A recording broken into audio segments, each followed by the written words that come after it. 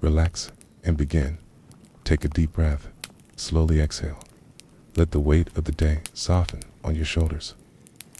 And allow your thoughts to settle like snowflakes on a silent windowsill. You are safe here. The only thing that matters now is this moment and the gentle journey we are about to take together. Feel your body sink into the mattress. Notice the stillness around you. Perhaps there's the soft ticking of a clock in the next room, or the hush of wind outside your window. Let every sound draw you deeper into calm. Close your eyes if they aren't already, and let your breathing fall into rhythm, in and out, like a tide brushing against a quiet shore. Tonight, we visit a place where time began to tick, where silence found structure, and shadows danced to the rhythm of invention. Our story tonight begins atop a misty hill, where an ancient abbey sleeps beneath the velvet cloak of twilight. Part 1. The Candlelit Abbey, nestled in the highlands, far from the bustle of village life, stands an old stone abbey. Its walls, thick with time and moss, hold secrets whispered across centuries. The year is 1336. Evening fog drapes the hillside like spun wool, curling around arches and cloisters, muffling every step. Lantern light glimmers faintly from narrow windows, gold flickering against deepening blue. Beside the abbey, the air smells of beeswax, old parchment, and warm bread. Stone corridors echo with distant chants, Latin words rising and falling like waves in a dream. The hush is sacred, not silent, filled with reverence and the heartbeat of devotion. Down one winding corridor, lit by candles resting in iron sconces, is a small arched room tucked beneath the bell tower. It is here that Brother Elric tends to his work, delicate, precise, unlike the toil of field or scriptorium. He is the Abbey's horologist, a maker of time. Elric is a man in his 5th decade, lean, stooped slightly from years at the bench, with gentle eyes that squint kindly behind thin spectacles. His fingers are ink-stained and calloused, yet they move with the careful grace of a lark building its nest. In the center of the room, hanging between 2 stone pillars, is a wonder, the Abbey's new invention, a weight-driven mechanical clock. Bronze gears gleam faintly in the candlelight. Wooden shafts creak softly. Suspended stone weight inches downward, ever so slowly, turning a great horizontal wheel with teeth like dragon's bones. It is not beautiful in a worldly sense, but in Elric's eyes, it is sublime. A humming prayer carved in brass and wood. He adjusts it gently now. A flick of the lever, a turn of the arbor, a listen to the tick, tick, tick. Too fast, he murmurs in Latin, scribbling on a parchment nearby. 5 minutes forward by terce. From above, a bell sounds. The monks are gathering in the choir for Compline, but Elric lingers, tuning the escapement like a musician rehearsing a sacred hymn. In truth, the bell no longer needs stars to know its moment. Not anymore. The sky still sings, yes, but now the Abbey keeps its own song of time. And the brothers, once guided by moonlight and instinct, now rise, pray, eat, and rest to the rhythm of the clock. Outside, the mist curls like breath. Nightfall deepens. The Abbey slumbers in a rhythm older than memory, but newer than the stars. Brother Elric steps outside his chamber for a moment of air. He pulls his woolen robe closer as the wind brushes against the stone. It smells of heather and rain. He listens, not for words, but the shape of silence. There is music in the hush. The clock ticks faintly behind him, the way a heart might tick inside a stone giant. When the moon parts the clouds, its pale light rests upon the courtyard garden. Leaves glisten, shadows stretch like monks in silent prayer. Elric sees the flowers close, timekeepers in their own way. He remembers. Before the clock, bells were rung by estimation. Monks watched the sky, traced the constellations, carried sandglasses. Others dipped marked candles, their wax melting at known rates. It was enough. And yet, time changed with the invention. Not the flow, but the awareness of it. Now it moved not by guesswork, but in measured steps. A clock could outlast its maker, could keep vigil through storm and sleep, could call the brothers to prayer without fail, even if the stars were hidden. This thought fills Elric with quiet joy, not pride, but peace. He returns to his bench, tips his quill in ink, keys to sketch an idea. A second clock, one for the chapter hall, smaller, quieter, to be heard only in the hush between chants. Above, the gears turn. Below, the monks dream. And across the Abbey, time keeps ticking. Tick, tick, like the breath of a resting world. Part 2. The Whispering Archive. The next morning arrives, shrouded in fog. It pours across the fields like milk, softening every edge, muffling even the rooster's cry from the distant village.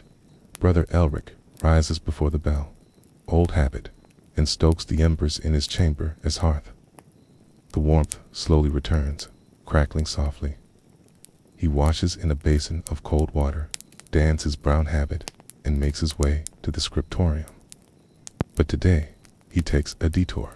Teen turns into the oldest part of the Abbey, the Whispering Archive. It is a narrow room, tucked behind a half-collapsed wall, and known only to a few. Its name comes not from ghosts, but from parchment. So many scrolls and books line the crooked shelves that the air itself rustles. Here, Elric stores what he cannot speak aloud. Sketches, diagrams, thoughts not yet ready for the prior's ears. He lights a small lantern and walks slowly down the aisle. A moth flutters near the flame, then vanishes into the darkness. Somewhere above, a beam creaks. He kneels before a wooden chest and removes a bundle of drawings, gear, trains, alternate escapements, a water clock powered by dripping stone, and a sundial curved like a crescent moon. This is where his dreams live. He remembers how it began, how the Abbey's old Bellringer fell ill one winter, and how the brothers missed Sext. That absence gnawed at Elric. If bells marked devotion, then missed bells marked forgetfulness, and in that forgetfulness, he feared the Abbey might slip into chaos. So he began. One cog, one lever, a pendulum, a dream. He traces the lines of his earliest design, still smudged with soot and sweat, then gently places it back in the chest. Someday, he thinks, someone else will find these. Perhaps a boy with ink-stained fingers. Perhaps a girl with a mind like a clock spring. Someone who will understand. Elric stands, the lantern flickering gold across his lined face. He whispers to the parchment. Tick on. He leaves the archive, steps back into the morning fog, and walks toward the refectory. The warmth of baked oats and honey already floating through the air. But in his heart, the whisper lingers. Tick on. Tick on. Part 3. The Bellringer's Dream. Brother Armand had once been the Abbey's Bellringer, back before Brother Elric's invention sang the hours. Armand had no gift for mechanics, but he had known the sky. He could read the hour by how the sparrows flitted, or how the wind shifted over the western field. He had since gone nearly blind, and his hearing, too, faded like the end of a chant. But his dreams were vivid. Each night, Armand dreamt he was climbing the bell tower again. The wooden stairs creaked beneath him. The bell rope swayed slightly in the wind, as though remembering his hands. And in the dream, time had no teeth, no ticking, only the breath of heaven. He would awake, smiling. On this morning, Elric joins Armand at the cloister bench. They sit without speaking, the sun just a promise behind the clouds. The gardens, damp with dew, smell of thyme and damp earth. Elric passes Armand a small wooden box. The old Bellringer's fingers tremble slightly as he opens it. Inside lies a miniature clock, palm-sized, shaped like a book, with a small brass dial. Ticks softly. It listens more than it speaks. Elric says, quietly, quote, It remembers your rhythm. Armand runs his fingers over the face. The tick, barely perceptible, brings tears to his eyes. You made it from my notes, he asks. From your life, Elric replies. They sit in stillness. Round them, the Abbey breathes. Time flows forward, but memory folds back upon itself like the petals of a rose at dusk. And in that quiet garden, two men, one who built the future, one who carried the past, let the clock tick gently between them. Part 4. Midnight in the workshop. The Abbey rests deeply now, cloaked in darkness, save for the glow of stars filtered through stained glass. Midnight, though none need look to the sky. The great clock has already spoken. A low chime echoes through the stone, subtle yet resonant, like the throat of the building has cleared itself of silence. Brother Elric remains awake, not from duty, not even from burden, but from that peculiar restlessness that visits craftsmen when inspiration flutters near, a moth to the flame of the mind. His chamber is dim but alive. Candles flicker as he adjusts his eyeglasses and leans over his workbench. Gears, some barely larger than seeds, lay arranged in concentric patterns before him, like stars caught in orbit. He lifts one gear with tweezers, inspects the teeth.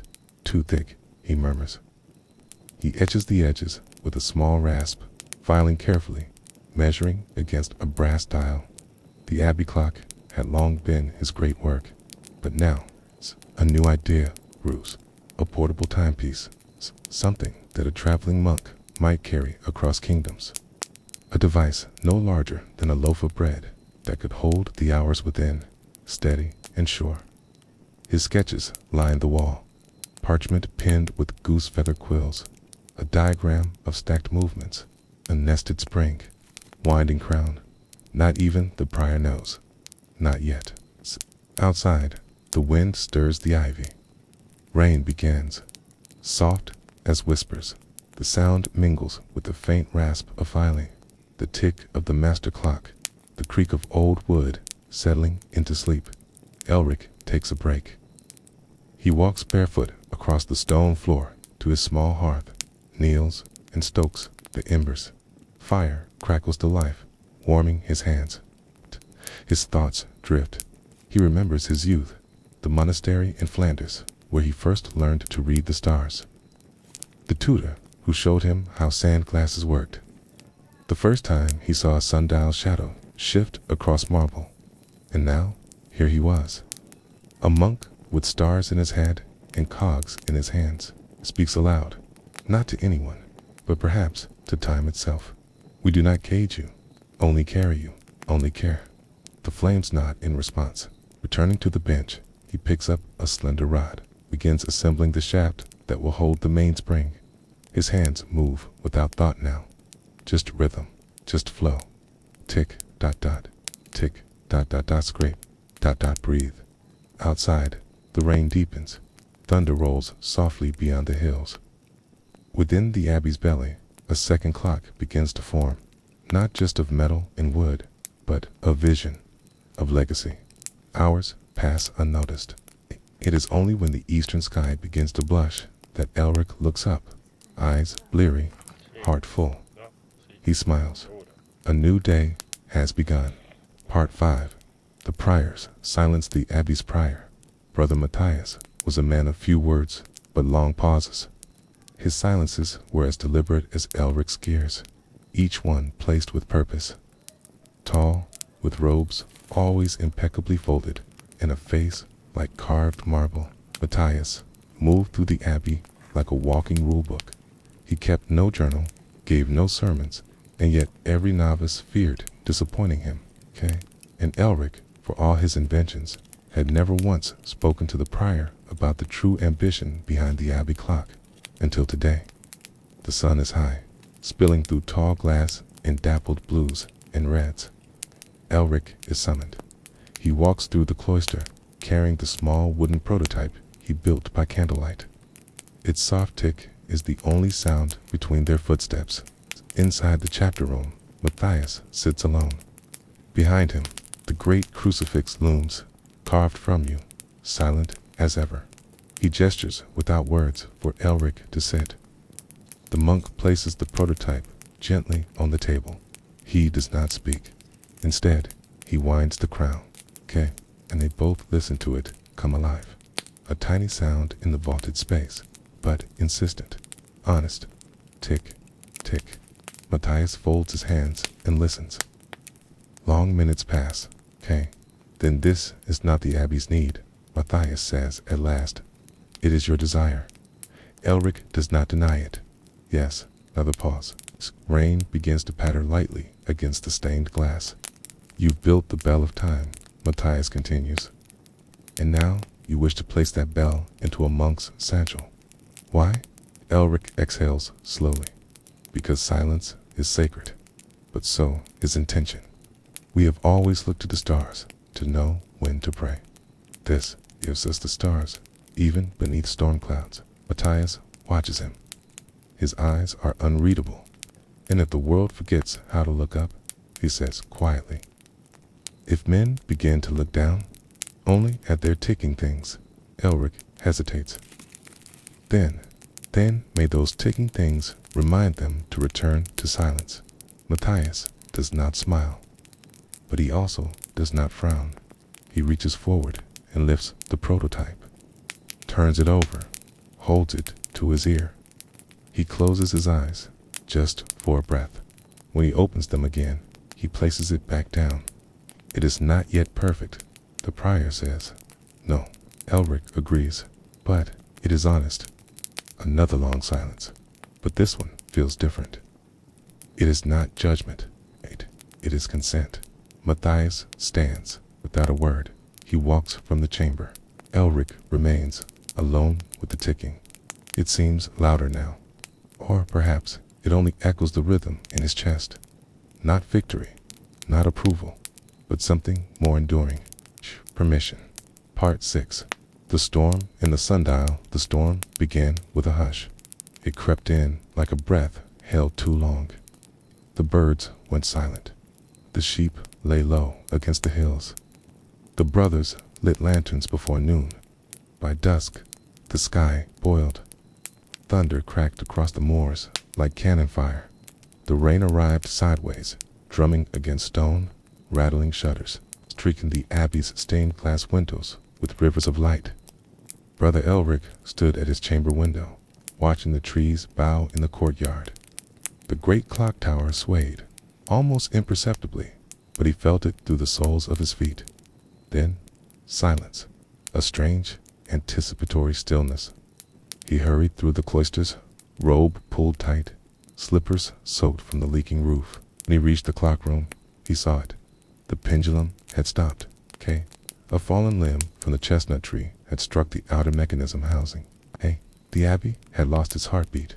All that night, Elric worked. Brother Armand appeared with candles. A novice brought warm broth. Elric barely noticed. He was beneath the gears, hands black with oil and soot, coaxing the soul of the Abbey back into motion. The rain pounded like fists on the roof above. Water dripped in from a cracked window pane. But still, he worked. Tick, nothing. He removed the escapement, cleaned the wheel, reset the counterweight, adjusted the lever with a splintered wedge of walnut. Finally, a hesitant tick. Then another.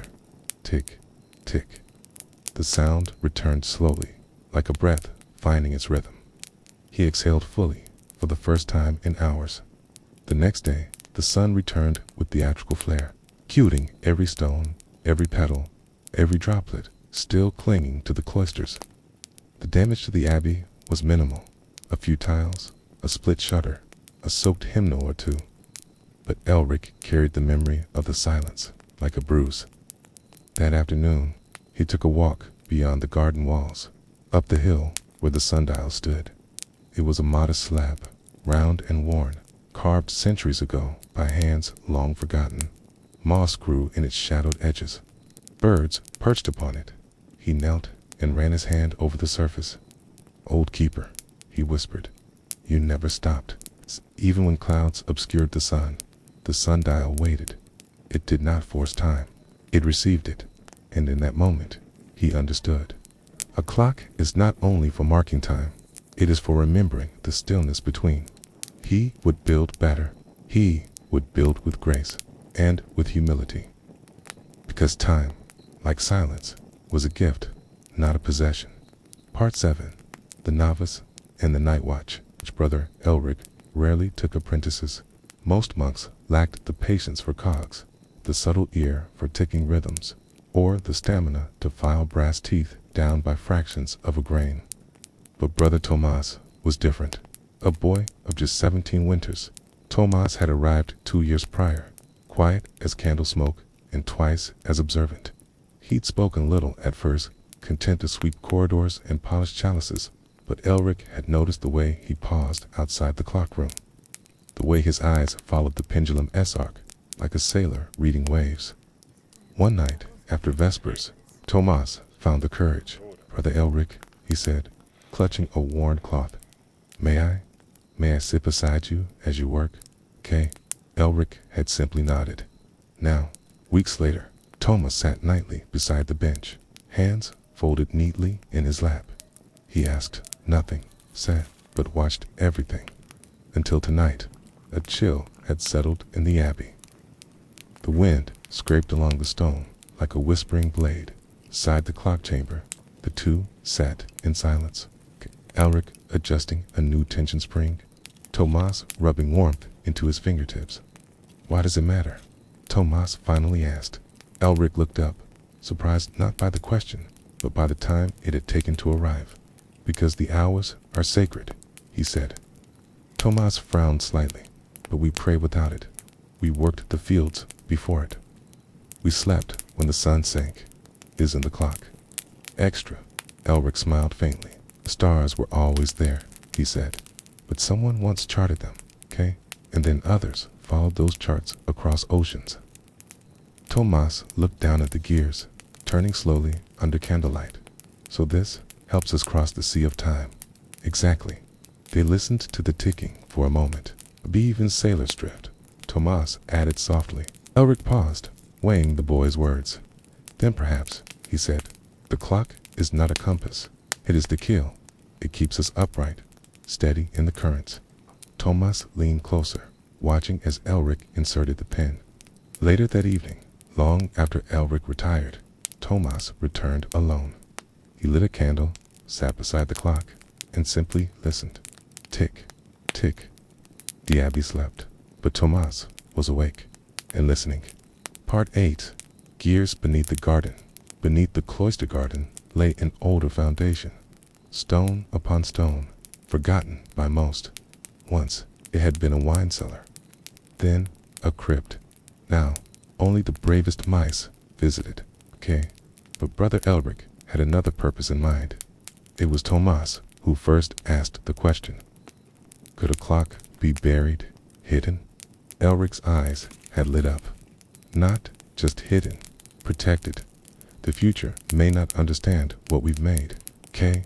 But if we preserve the rhythm, maybe it will find them again. So it began. Together, they descended by lantern light, steps slick with lichen. The air was damp, but not dead. They cleared away centuries of cobweb and dust. In the center of the chamber, they installed a stone platform, reinforced with timber beams. Upon this, they began to build. Not a clock in the ordinary sense. No face, no bell, no hands to sweep across hours. Instead, a pure movement, the soul of time, sealed chamber of brass and iron, driven by descending sand, recycled endlessly by a hidden windmill connected through shafts, above ground, silent, invisible. A whispering heart beneath the roots of the Abbey. The monks called it folly, but Elric did not argue. Nor did Tomas. They worked in silence, side by side. Weeks passed, then months. They called it Orbis Minor, the little wheel. Okay. And when it was complete, they sealed it, carved a single word above the hidden entrance. Meminai. I remember. Elric stood alone that night, fingers pressed to the warm stone. He did not pray aloud, simply listened. Tick, tick. The sound now came from below. Time, he realized, did not only move forward. Sometimes it waited. Part 9. The Midnight Visitor. It was nearly matins when the visitor arrived. The outer gate, rarely used at such an hour, creaked once and fell silent. Rain had returned, soft as breath, and the Abbey's bell had not yet rung the 3rd hour. Brother Tomas was the first to hear it, a rhythmic knock, slow and deliberate, echoing down the stone corridors. He hurried through the cloister, barefoot, robes clutched around him, lanterns swinging in his hand. The door was already ajar. Outside stood a man cloaked in black oilskin, dripping from head to heel. His boots were thick with mud, his beard streaked with road dust, but it was his eyes that held Tomas still, sharp, searching, unafraid. "I seek the Keeper of Time," the stranger said. Brother Elric was summoned. They met in the chapter room by candlelight. The stranger gave no name. He carried no satchel, no cross, no token of the church, Kea, but he did carry a broken timepiece. It was crude, cobbled from gears and a warped spring. Kea's case was tin, and its face bore no markings, but it ticked, faintly, off rhythm, as though it longed to be understood. Elric took it gently. "Where did you find this?" he asked. The man answered, "A market, far south." A trader said it came from a ruin by the sea. There were others, silent, but this one, it still spoke. Elric turned it over in his hands, heart catching in his chest. The inner markings, they were his, not Tomas's hand, not the prior's, his, one of his earliest pieces. Lost, he had thought, during the journey of a visiting monk 15 years before. "Why did you come here?" Elric asked, quietly. "Because something told me this clock did not begin with merchants," the man replied. "It began with meaning, and I wanted to find it." Tomas stood silently in the corner, watching. Elric looked at the man again, saw the weariness, the longing. He nodded once. "Then you may stay the night. In the morning, you may see Orbis Minor."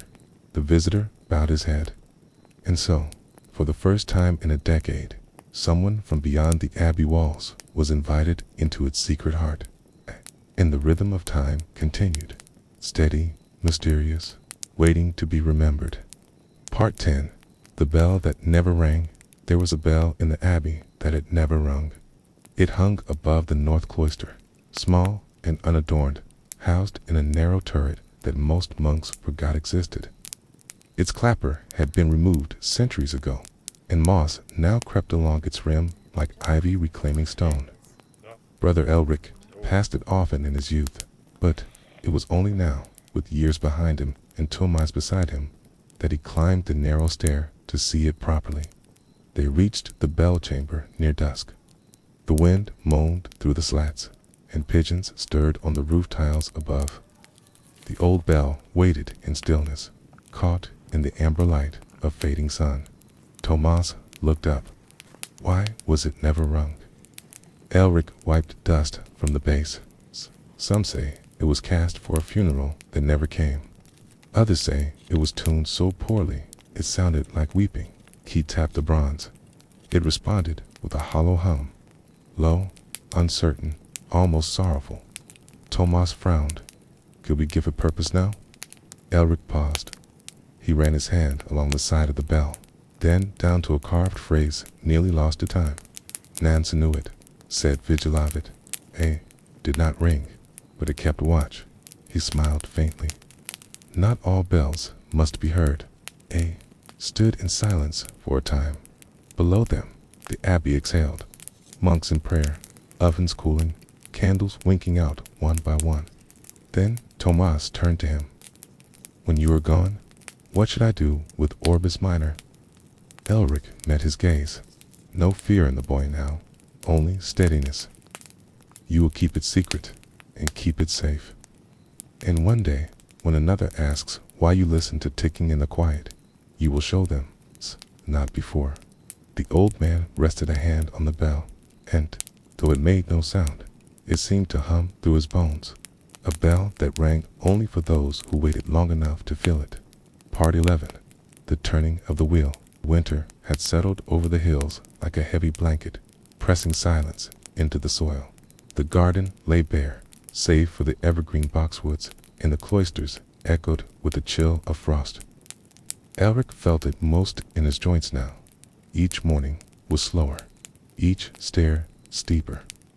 But he moved with purpose still, like a gear that knows its place in the machine. Tomas walked beside him, taller now, his steps no longer unsure. He carried the tools without being asked. He listened before speaking. He had become the echo Elric never knew he needed. They stood once more before Orbis Minor. The chamber below the garden had been tended carefully. No one else in the Abbey knew. Not truly, only Tomas, and the visitor now long gone, leaving only the questions he arrived with. Elric wound the brass cylinder once, feeling the pull of resistance, the rhythm settling in his bones. "It's lasted," Tomas whispered, as it was meant to. They sat in silence, backs against the stone. The sound of Orbis Minor filled the chamber, softer than breath, steadier than heartbeats. Elric placed a hand on the boy's shoulder.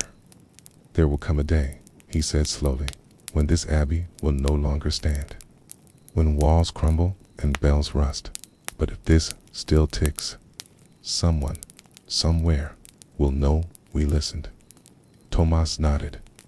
He understood, not just the words, the weight beneath them. Later, they ascended in darkness. Snow fell quietly through the open cloister arches. The world seemed paused, holding its breath. That night, Elric slept deeply. And for the first time in many seasons, he dreamed not of clocks, but of stars.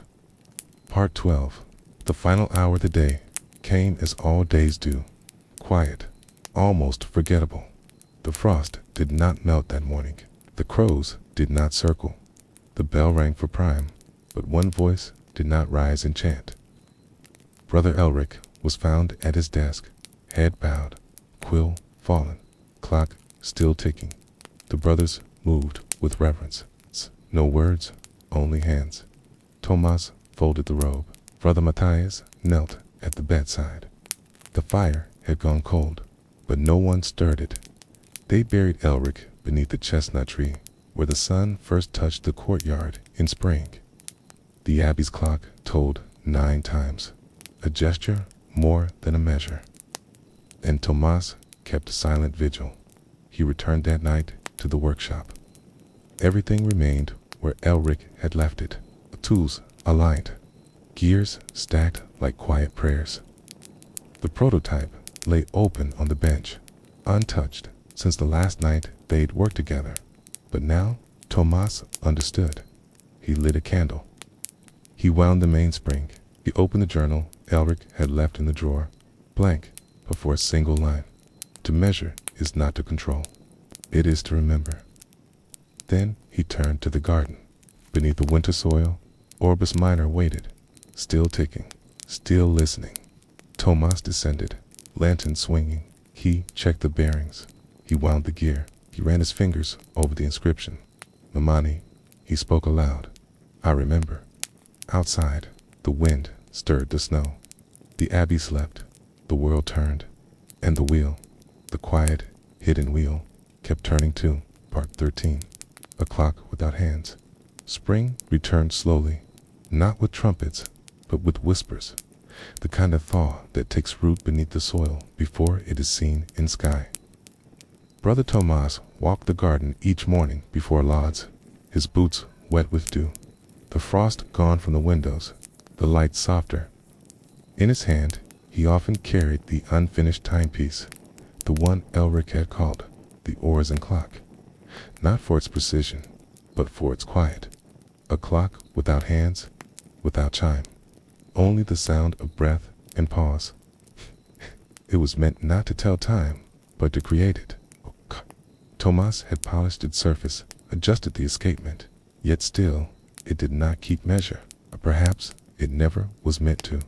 He placed it on the window ledge in the scriptorium, where the sun crossed its sext. and he listened. Tick, pause, tick, pause. Some days, he swore he heard Elric in the rhythm. Other days, only the birds. But always, there was something. One afternoon, the prior joined him. Brother Matthias stood beside the ledge for a long time, watching the faint shimmer of the mechanism beneath the glass. "No hands?" he asked. "No need," Tomas replied. Matthias folded his arms. "And what does it tell?" Tomas looked up, went to be still.